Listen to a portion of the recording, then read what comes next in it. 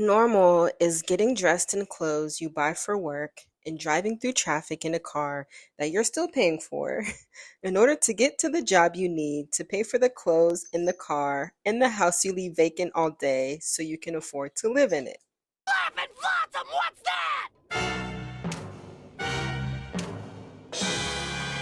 This is the rat race, baby. The exhausting, endless pursuit of financial stability and success within a competitive environment. It's like a never ending treadmill where people are constantly running but not really getting anywhere. You get a job, work hard to climb the corporate ladder, buy more things to show your success, and then work even harder to maintain and like systematically upgrade that lifestyle at certain intervals. The cycle repeats, leaving people feeling stuck and unfulfilled. And that is where I am right now. None of this is accidental. This is all a result of societal conditioning. As a child, we're taught that achieving the American dream is the ultimate goal. Schools, media, cultural narratives all glorify success stories, embedding in us the belief that if we just work hard enough, we'll achieve this dream. And this is the same conditioning that keeps us in the rat race, striving for an idea that often seems just out of reach. While the focus of what comprises the American dream may have changed in our modern times, we still exist under the thumb of the original idea. It's just presented in a trendier package. We're now forced to make really difficult choices between financial stability and participating in societal norms, such as starting a family or buying a house. We can't even afford a piece of the American dream anymore. Really, the idea that I'm supposed to work Monday through Friday, 9 to 5, really 8 to 5 now, because apparently getting paid for lunch is too much to ask, until I'm 60 years old and then magically retire and live out the last of my 20-ish years in freedom is wild to me.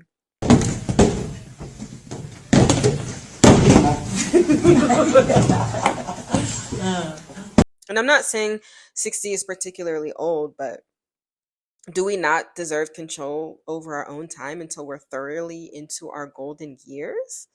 Like, what's up with that?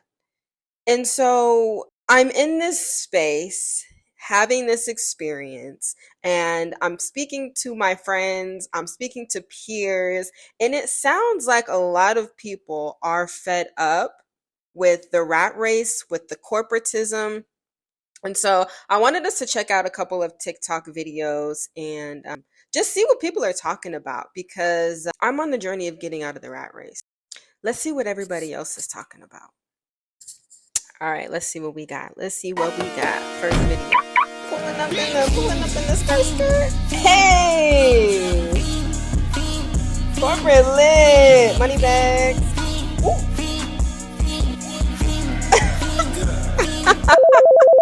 Yo, but for real, how many of us thought that corporate was going to be this glorious, fantastical adventure that was going to shower us the never-ending supply of money and have us driving fancy cars, wearing designer suits or whatever, only to find out that the reality is actually just sitting in a cubicle and taking meetings from said cubicle. Like, what a false narrative. What in the false narrative? All right, let's check out this next one. Girl. let me give you a hug. Let me give you a hug because I'm trying to figure out the same thing. I am actively trying to figure out how I'm expected to do this for the rest of my life. Like, the math ain't mathin'. It just don't make no sense. What else we got here? Why did you quit your job? I quit my corporate job because I was tired of working in a system that rewarded people who talked the loudest in meetings, who overworked, and burned out to the point their marriages were in trouble. That's not an Olympic competition I find interesting. I also felt like I had to shrink myself down, to be appropriate and stoic and professional. I like getting to be myself. And I left because I want to be in charge of my results. I make triple the income that I She did spit. working for somebody That else. is so true. First, let me start off by saying that I don't have a family. I don't have kids. I'm not married. And I'm already burnt out. I could not imagine the idea of having to go to a corporate environment and parade and deal with corporate BS all day and then come home and still be a good parent and still be a good spouse. What? What? I'm sorry. She hit it right on the head when she said she makes more money working for herself than she ever did in corporate. I really do feel like when you work in corporate America, you start having a false sense of security. You start, like, I'll talk to people about the journey of entrepreneurship and, where I'm headed and what I want to do. And a lot of people will say, I need to know that I have a consistent paycheck every 2 weeks. I like the security of corporate. I, baby, what security? You could literally get fired, let go. Your whole department can get reorganized and you have no job and you have no skills to be able to build something on your own because you've been depending on this paycheck coming every 2 weeks. What happens if the company goes bankrupt? Baby, let's watch our homegirl here because this is exactly what I'm talking about. Good afternoon. Hi. Hello. All right, I'm gonna go ahead and jump right into this. Angelica, thanks for meeting us with us today. I do have some difficult news to share with you. So due to recent restructuring within the recruiting department and just kind of an overall decrease in workload, we're making some significant changes to the organizational structure. So unfortunately, that means that your position has been eliminated as part of these changes. Your last day will be today. Being a single mom, getting laid off out of nowhere. We're expected to give a 2 weeks notice. They can lay you off out of nowhere. This is what I mean. All of that energy, all of that time, all of the effort that we put into our jobs to then have none of that same energy or mustard to pour into ourselves and our relationships and personal lives that are actually really truly fulfilling, all of that energy we expend in the office just for them to turn around and fire you.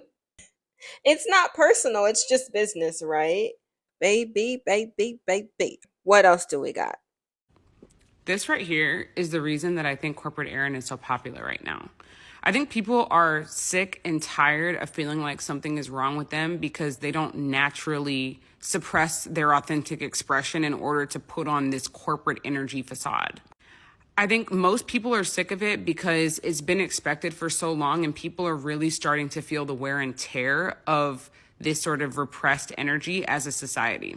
And when someone like Corporate Aaron comes on your screen and you see how actually comical it is outside of being at your job and outside of actually being forced to sit there and take it and respond to it and not express yourself authentically about it, you start realizing, like, wait a minute, something's not right here. And this is actually part of the reason that corporate culture in and of itself attracts so many narcissists, so many sociopaths, and so many psychopaths, and why those folks have such an easy time rising through the ranks. It's because their entire psychology is based on repression. Hold up, because sis is spitting. Let me know in the comments how many of y'all work with people who have some of the most difficult personalities, who work with people who are narcissistic, who share these traits. Let me know. I feel like we all either have a coworker or a supervisor or a manager or have had one in the past that we really look at them and be like, I'm sorry, who gave you power? I'm sorry, who thought it was a good idea for you to lead people? For you to be in charge of people? Who was that so I can promptly talk to them? Who was that so I can promptly go find them and just give them a little because, baby, what? So their whole psychology is based on putting up a facade to manipulate other people and to take power over them. So this is part of the reason why so many people are just having a really hard time with actually being in those spaces and being themselves, is because being yourself is not welcome. It's not a part of how that system works. That system actually thrives when you are suppressing and pushing down how you actually think. So until we have Yes. And I think I've talked about this in previous videos before about how much of yourself you have to mask in a corporate environment. And I was talking to a friend of mine last night about this, and she was telling me, baby, that is also labor. Masking yourself, suppressing your true, authentic self in a corporate environment is also labor. Baby, that's why you're so exhausted. Whew. All right, let's finish. corporate spaces that allow people to show up as their authentic selves and not have their security be threatened for it, we will always exist in the reality of the corporate errands. It's basically built in and baked into the system itself. Wow, she was spitting. She was spitting. I don't know who Corporate Aaron is. I'm gonna have to go. Actually, let's see. Let's see who corporate. Let's see who Corporate Aaron. I don't know who Corporate Aaron is, but let's see. Let's see who this is. Okay, so it's actually a little bit before 9, but everybody's already here, so I'm just going to go ahead and get started. Okay, for those of you who don't know me, my name is Corporate Erin. I'm the manager for the Managerial Logistics for Management McManagement. And for the purposes of today's meeting, why I put a 9 o'clock call this morning, thank you so much This for being is here, unhinged. kind of really just explain my presence. So I am taking over social media for Lisa Beasley. She's on a sabbatical. She currently doesn't have the bandwidth, and we can definitely understand that even though we have our workload here, we can definitely understand when, you know, someone doesn't have the bandwidth. Some of us have to pick up the slack. But in order to make sure that this doesn't turn into a complete dumpster fire, I'm here Girl, what are you making sure that all of the deliverables that Lisa wants to get across to you gets across to you. So as I sift through all of these assets here in our manager's database, and really trying to understand the cadence of the rollout here, a lot of things that I'm noticing is there's a lot of contention, a lot of tension centering my presence. So I can understand definitely what it's like to have an influx of new employees come in, and you're like, whoa, where did you all come from? This is so unhinged, because why is this so accurate? Why is this so spot on? This is just a great just a great amalgamation of that person. Corporate Aaron. Oh my goodness, I love this so much. Anyways, y'all, thank you so much for being here with me. My name is Yaya. I serve as your personal guide through the messy maze of adulthood. And baby, we are on a journey to release the shackles, to regain our freedom and step out of corporate America. In my next video, I'm going to talk about some of the steps that I'm taking in order to make that journey a reality.